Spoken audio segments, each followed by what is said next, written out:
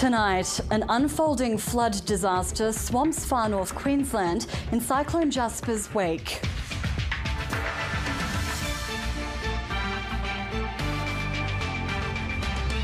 Holding a white flag, Israeli ground troops investigated after mistakenly killing Israeli hostages. Bitten and battling, fears that a mosquito boom could increase the risks of mosquito-borne diseases this season. And making a splash, hundreds of residents hit the water for the long-awaited reopening of the Palmerston Pool. Good evening, Isabella Tolhurst with ABC News. A flood disaster is tonight unfolding in far north Queensland. Torrential rain has caused rivers to burst their banks. Roads are cut and people are isolated, with homes starting to go under. Hundreds of millimetres have fallen. The Cairns Mayor says it's unprecedented. Christy Sexton-McGrath reports from Cairns. It's not called the wet tropics for nothing. But this is absolutely drenched. Here we are on the Barron River Bridge, ladies and gentlemen. The other side, raging thunder. From Cooktown to Cairns to Cardwell, the rain has been relentless. 21 gauges already that have received over a metre of rain within the last 7 days. The rivers have responded, rising to major flood levels and sweeping livestock away. That'll be one tired cow. Cairns Northern Beaches district is awash. Residents were told to move to higher ground. Well, welcome to the wet season. People have had water inside their homes.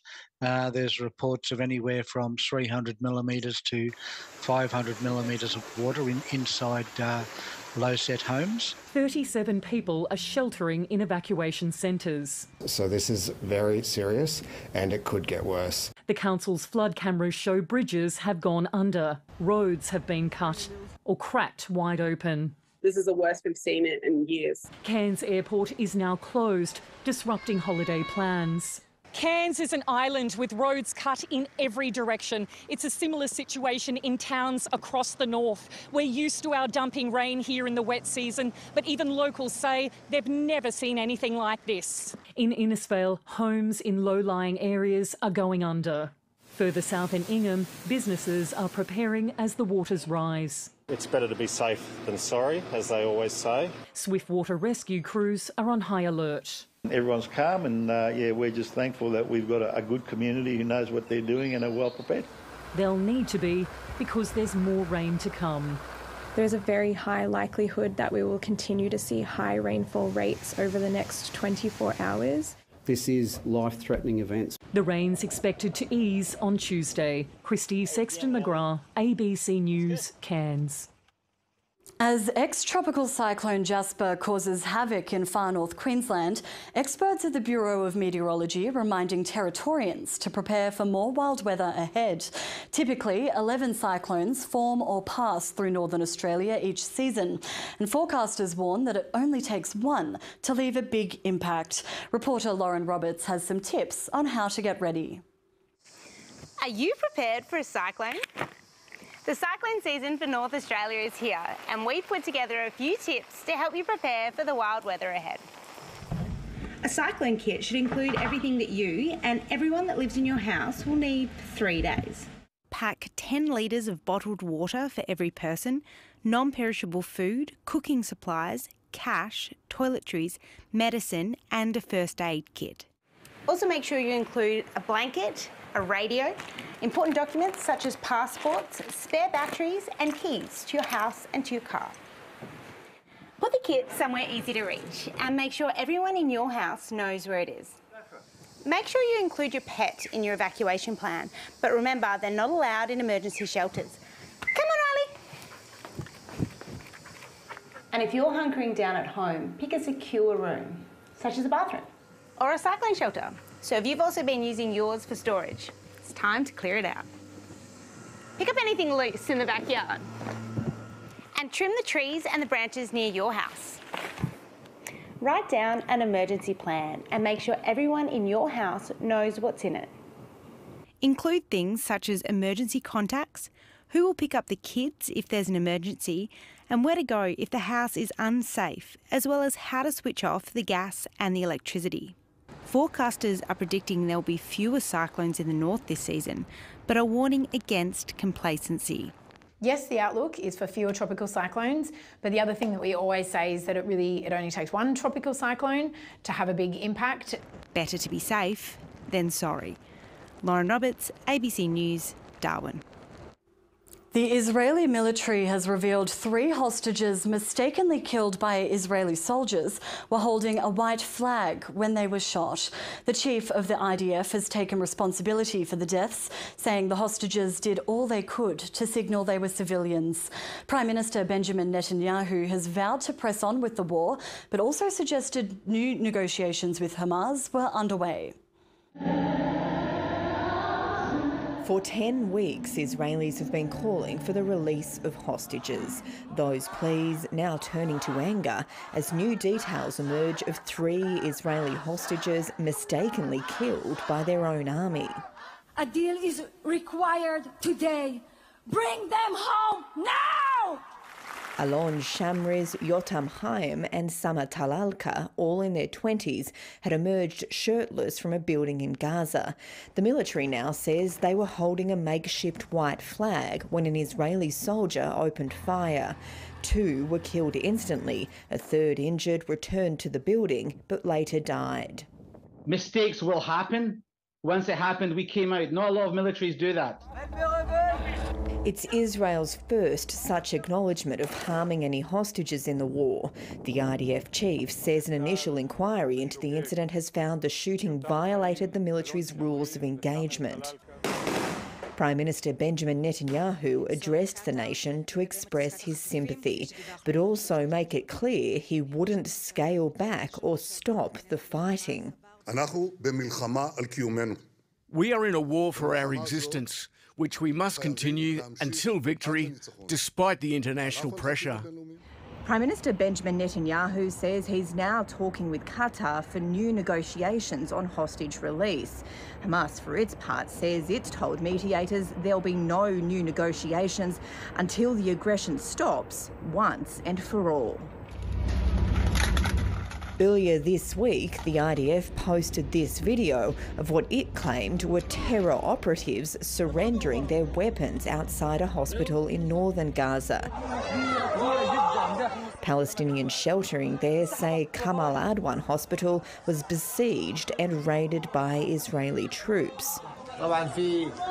They took all the staff out for investigation. Even the patients were being investigated. A local journalist in Gaza reported seeing Israeli bulldozers crush tents and people sheltering in the courtyard. They just killed people. People are still buried under the rubble. Israel hasn't commented on the allegations, but says it found Hamas weaponry inside the hospital. Across Gaza, rubble and ruin is everywhere. The recovery not limited to the search for bodies. Our house is damaged, but all of our stuff is in it, so we're searching now for our toys. This house was our shelter. All our nice stuff was here. Our bikes, clothes, everything. Many Gazans have not only lost homes or loved ones, entire memories have also been buried. Alison Horn, ABC News, Jerusalem.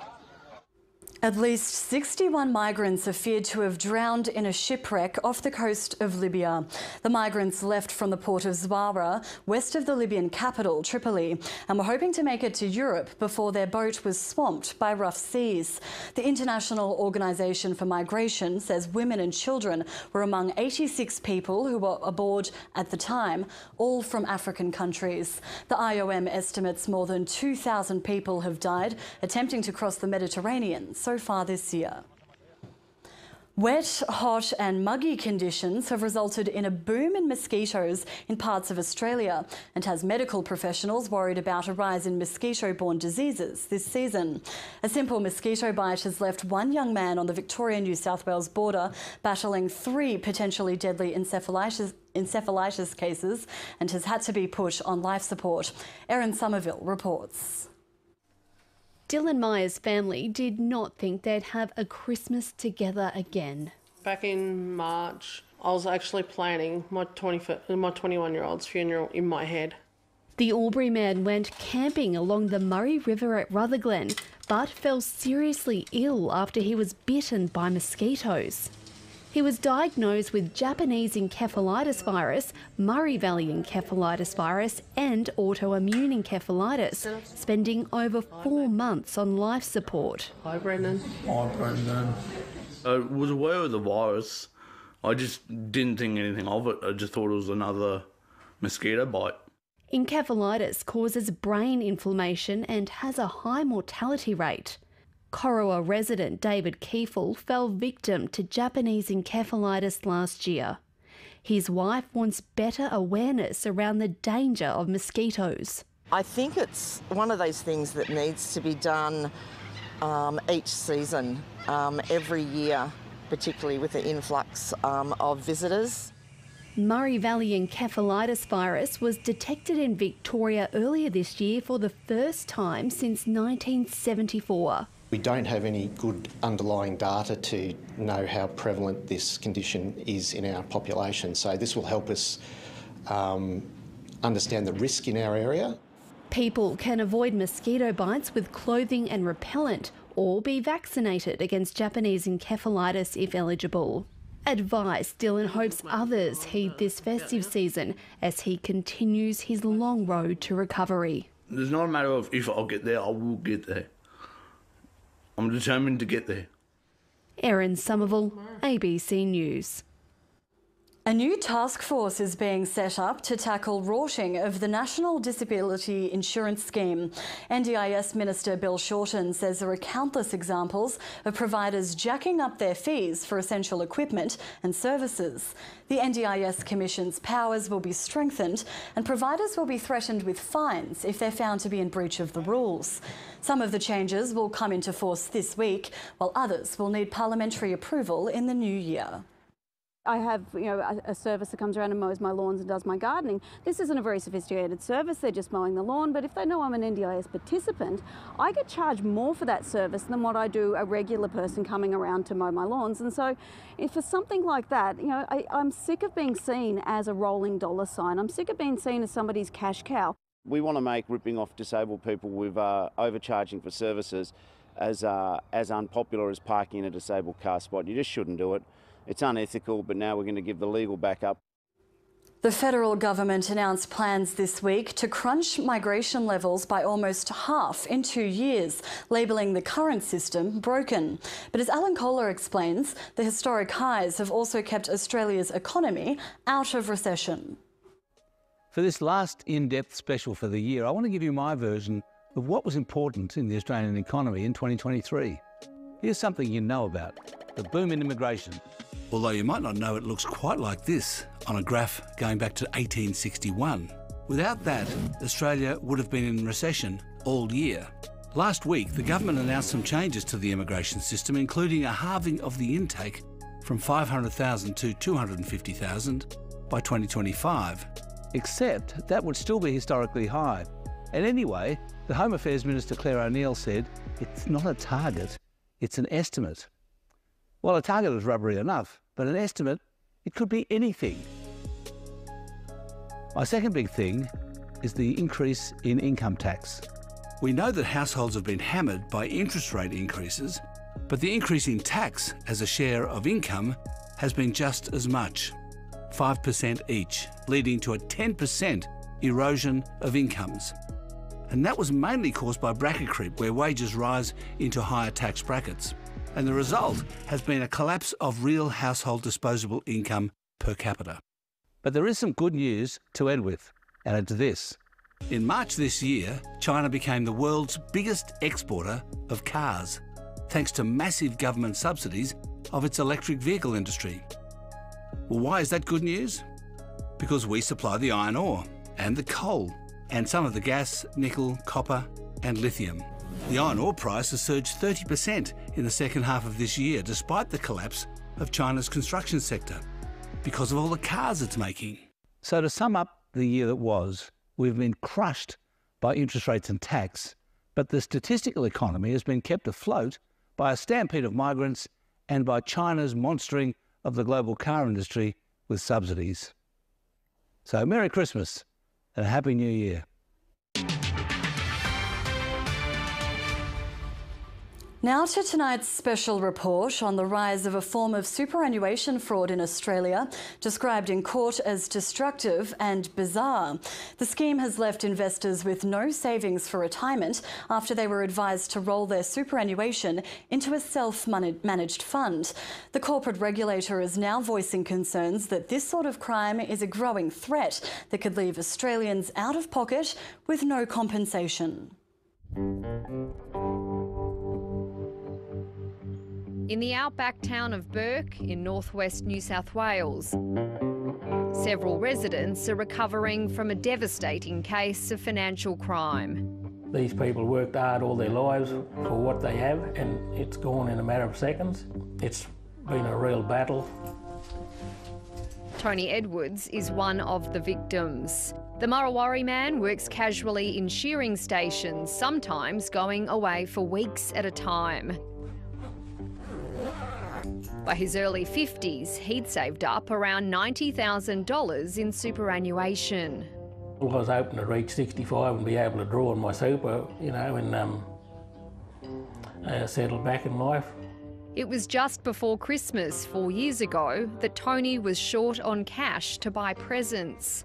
He was put onto an investment firm down in Melbourne. Its director told Tony he'd be able to access $5,000 of his super if he rolled the rest into a self-managed fund. He had all these schemes going, and he sent us all the paperwork, me and my partner. We filled out the paperwork. Christmas passed and soon Tony realised that something was wrong.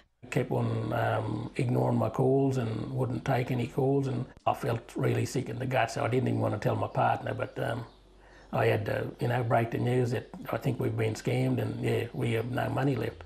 Almost 4 years after Tony lost his super, the scheme's director, Mudassir Mohammed Nasser-Darin, has now pleaded guilty to financial crimes. The County Court of Victoria hearing that he started off at the age of 24, firstly convincing several people in Melbourne's Islamic community to put their super into self-managed funds.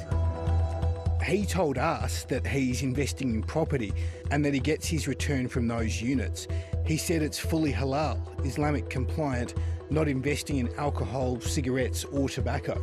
This man, who we'll call Abdullah, is appalled to know that his super, according to receiver's documents, appears to have been spent on expensive cars, horses and shares in a security company. How is everyone who lost money feeling? They're feeling very brokenhearted and sad and angry at the same time. Abdullah also wants to know why the tax office, which regulates self-managed super funds and financial institutions facilitating transfers, didn't do more to stop this scheme. I am worried that there is insufficient oversight when people create an SMSF such that they can be exploited by third parties that are doing the wrong thing. The Consumer Advocate says that investors are highly unlikely to get their cash back because the scheme wasn't operating with an appropriate financial services licence that covers clients for any potential losses. It's unfair and not appropriate to be expecting people to know that a particular provider is licensed or unlicensed. And it's really on our regulators to be taking positive action and shutting down these schemes. Investment scams are costing Australians $1 billion a year, and the corporate watchdog is warning that superannuation scams are on the rise. People are being tricked to rolling their entire superannuation savings out of a retail fund into a so-called self-managed super fund, which is actually in the name of a criminal. Anyone can get caught by these criminals. The reality is there is a scam for everyone. Madassi Mohammed Nasser is now facing years in jail. The court heard that after he's released and starts working again, he could be forced to pay back his investors, which could take years and won't help Tony Edwards as he approaches retirement age. All I want is for this bloke to go to jail, do some jail time and be penalised for what he's done. How many more people are going to get ripped off? Amelia Terzon, ABC News. The antibacterial properties of honey from bees have been known for decades, but a study analysing honey produced by ants in the West Australian goldfields could now lead to new medical treatments. While scientists are only just delving into its benefits, Aboriginal people have been using honey from ants as a treatment for generations. On the outskirts of Kalgoorlie, Edie Ulrich and her sister are digging for gold. But it's not precious metal the sisters are looking for. Oh, you can see them. There's a thing. I think we're getting onto the big chamber, isn't it? The Japan women are after honey ants, a little-known delicacy used by Aboriginal people for thousands of years. It's like honey taste, but I reckon it's sweeter. But the ants swollen with honey also serve another purpose. So that translated means getting some honey ants for my throat to make it better. The ants have been used by Aboriginal people to treat a range of ailments, from cuts to colds. A team of scientists from Sydney studying the West Australian ants say they could hold the key to new medical treatments. So we found that the honey was very effective at killing some types of bacteria and fungi that can cause disease in humans. And what was really exciting about this was that these types of microbes are actually ones that we consider to be really tough and really hard to kill. While the properties of ant honey have been shown to be effective against infections like golden staph, scientists say more research is needed before the full benefits are known. But with the ants locked deep beneath the desert floor, getting access to more samples could take some time. The honey is a really precious resource. The ants don't make a lot of it, so we were only able to really scratch the surface, I would say, of what we might be able to find. If scientists can break down the honey's unique chemical compounds, then the next step is finding a way to access more samples to turn it into new antibiotics. Andrew Chounding, ABC News, Kalgoorlie. AC/DC's original drummer, Colin Burgess, has died aged 77. The group announced the musician's death on social media. Burgess played on the band's earliest single in the 1970s, but his tenure was short-lived, only 4 months. He was fired for being drunk on stage. Burgess was inducted into the ARIA Hall of Fame in 1998 for his time with the 60s psychedelic rock band, The Masters Apprentices. Nathan Lyon has written himself into cricketing history, becoming just the 8th player and the 3rd Australian to take 500 test wickets. Lyon was made to wait for the milestone as Australia's quicks tore through Pakistan's top order as they claimed victory by 360 runs inside 4 days. After enduring a barrage of short stuff late on day 3, Steve Smith and Usman Khawaja walked out to see big cracks on the Perth Stadium wicket. And Karim Shahzad had the ball moving early. It starts really well. He was rewarded, trapping Smith LBW for 45 by the slimmest of margins. Yeah. Lucky they're fat bales. Travis Head had a lucky escape. Oh, hello. The old periscope. Yep. But he couldn't survive when he lashed an Amir Jamal delivery as Pakistan clawed its way back into the match. Khawaja had slowly built an innings, but variable bounce still troubled the opener. Mitch Marsh was struck in the head before miscuing one to mid-off, where he was dropped by Pakistan captain Shan Masood. Hamid and down. The tourist toiled with little reward, Khawaja surviving a tight LBW shout with a clever review before posting a half-century. Marsh joining him shortly after, posting his second 50 at the Test match. Straight through the covers again, 2 glorious shots. But his aggressive approach came at a cost as he wore another bouncer in the head. Australia declaring not long after when Khawaja fell for 90, setting Pakistan 450 for victory. The chase did not start well. Edged and taken, he's got the first.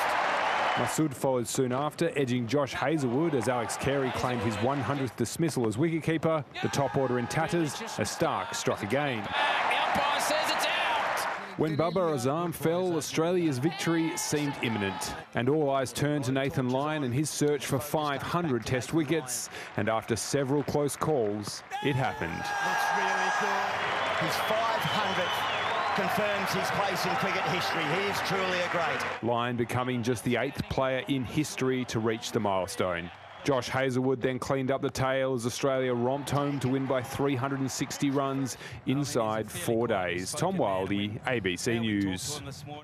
The Central Coast Mariners and Melbourne City have played out a thrilling 3-3 draw in a rematch of last year's A-League Men's Grand Final. Reigning champions, the Mariners, led 3-2 when Colombian Angel Torres scored in the 82nd minute to complete a hat-trick. The home team, Melbourne City, wasn't finished and found an equaliser in stoppage time through Alessandro Lapani.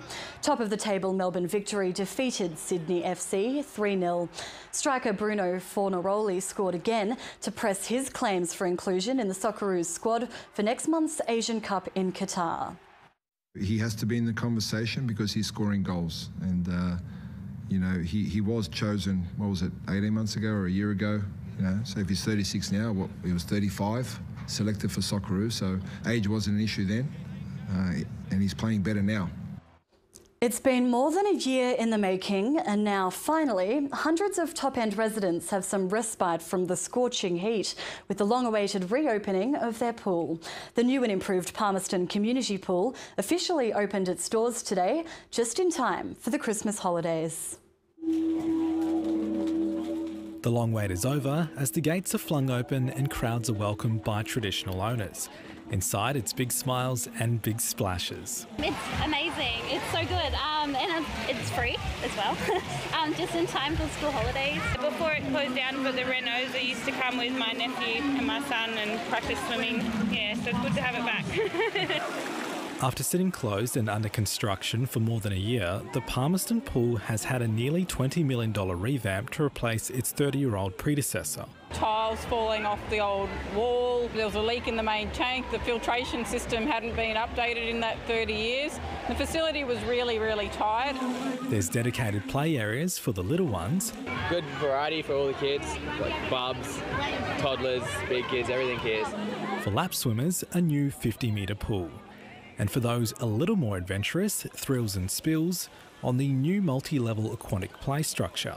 Officials say it's all a part of efforts to bring the community together and offer a welcome reprieve from the top-end sun. It's absolutely essential up here, and we know not all households have a pool in their backyard, so this is a provision for absolutely everyone to come down and enjoy it.